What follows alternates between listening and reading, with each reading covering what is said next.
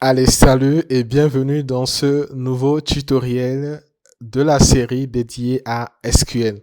Aujourd'hui, nous allons installer notre environnement de travail, à savoir un système de gestion de base de données SQL Server et un outil client pour interagir avec cette base de données, un SQL Server Management Studio. Si vous êtes ici pour la première fois ou si vous ne l'avez pas encore fait, je vous invite à vous abonner, à mettre la cloche de notification pour ne rien manquer. Moi, c'est René Gossard, je suis expert en data et ici sur ma chaîne, je partage avec vous mon expertise, mon retour d'expérience dans le domaine de la data. Allez, c'est parti pour installer ou configurer notre environnement de travail. La première chose que nous allons faire, c'est d'installer SQL Server. Je vous mettrai le lien de téléchargement dans la description de ce tutoriel où vous pouvez tout simplement aller sur Google et rechercher télécharger SQL Server. Vous aurez des liens. Donc, faites tout simplement télécharger SQL Server et vous prendrez donc par exemple ce lien sur Microsoft. Lorsque vous arrivez sur le site, vous avez différentes versions d'SQL Server ou différents types d'SQL Server. Je vous propose de télécharger le SQL Server édition développeur. C'est largement suffisant pour ce travail. Donc, on va le télécharger. Une fois le téléchargement terminé, je vais lancer son installation. On arrive ici, donc lorsque vous lancez le téléchargement, vous avez trois types, donc trois modes d'installation basique, personnalisable ou à partir donc d'un média. On va rester sur le mode basique, donc je vais le sélectionner. J'accepte les conditions. Donc le lieu où l'installation doit se faire, donc je vais laisser l'emplacement par défaut et je lance l'installation. Donc ça peut prendre quelques temps pour pouvoir s'installer. Donc vous avez vu, c'est vraiment très simple, rien de compliqué comme tout logiciel de Microsoft pour installation. Donc vu que ça va prendre du temps pour que ce tutoriel ne soit pas trop long, eh bien je vous rejoins dès que le téléchargement est terminé. L'installation est terminée.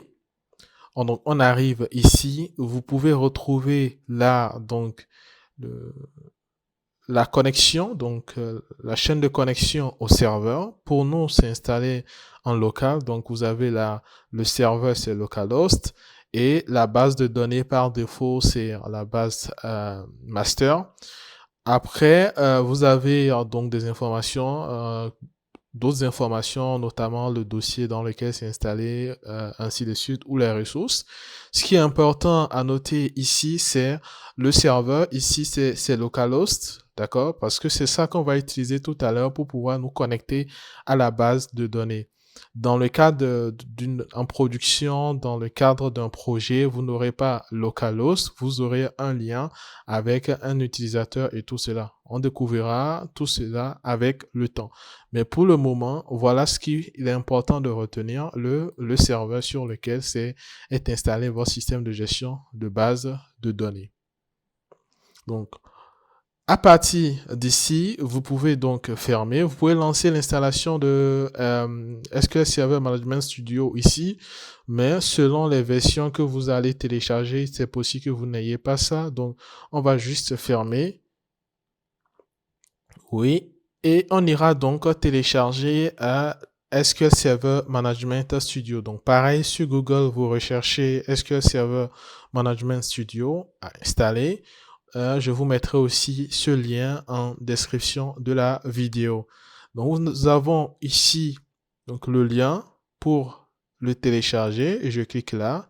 Pareil, une fois le téléchargement terminé, je vais lancer l'installation. Je viens sur continuer.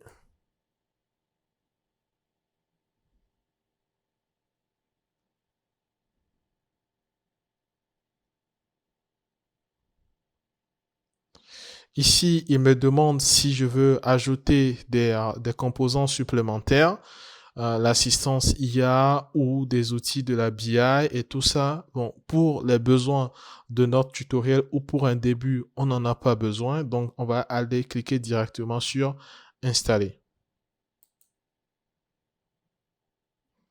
L'installation est lancée et on va patienter le temps que tout ceci soit fait afin donc de l'exécuter et de commencer à travailler.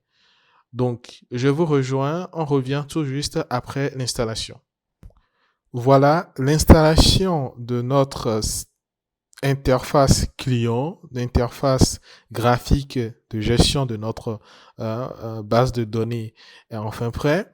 On va donc pouvoir le lancer et nous connecter à la base de données. Pour cela, je viens rechercher ici SQL Server et là, j'ai SQL Server Management Studio que je vais lancer. Donc, je n'ai pas besoin de me connecter. Je peux donc passer cette étape. Ici, pour le moment, on va faire No pour garder donc. Et voilà, on arrive sur l'interface ici de connexion. Donc, lorsque vous utilisez SQL Server Management Studio, vous avez besoin de vous connecter à une base de données. Pour cela, vous devez préciser donc le serveur auquel vous voulez vous connecter. Vous vous rappelez tout à l'heure, je vous avais dit de noter cette étape. C'était pour nous le localhost, d'accord? Ensuite, le mode de connexion, il y en a plusieurs. Donc, ça peut être une connexion Windows. Dans ce cas, ce sont vos identifiants Windows qui seront utilisés pour vous connecter au serveur. Ça peut être un login et un mot de passe, donc créé déjà au niveau de la base de données pour vous permettre donc de vous connecter. Ça peut être aussi des identifiants, intra, donc des usernames ou des passwords, ainsi de suite. D'accord? Donc, selon le mode de connexion disponible, vous allez l'utiliser. Pour nous, on va utiliser localhost, donc vous pouvez mettre le point. Lorsque c'est localhost, vous pouvez mettre juste le point, ou vous allez écrire localhost. Et pour l'authentification, on va garder l'authentification Windows. Le reste, on le laisse comme ça et on fait connecter. Et voilà, on est connecté à notre base de données. Pour le moment, il n'y a rien sur cette base de données, mais on peut déjà voir. Donc, on a bien notre serveur et à l'intérieur, on a tout un ensemble de dossiers d'hierarchie qu'on aura le temps de découvrir étape par étape. Mais là, c'est ici qu'on crée nos bases de données. Donc, nous avons désormais notre interface qui nous permet de nous connecter à un système de gestion de bases de données. Ce qu'il faut faire dans ce cas, c'est de créer tout simplement la base de données, une base de données de départ. Pour créer une base de données, il faut venir sur le dossier Database. Vous faites un clic droit, New Database. Et là, vous allez donner le nom que vous voulez à votre base de données. Moi, je vais l'appeler Ovidia. Ensuite, vous faites donc le reste, vous le gardez comme ça. Pour le honneur aussi, et on fait OK. Voilà. La base de données est créée.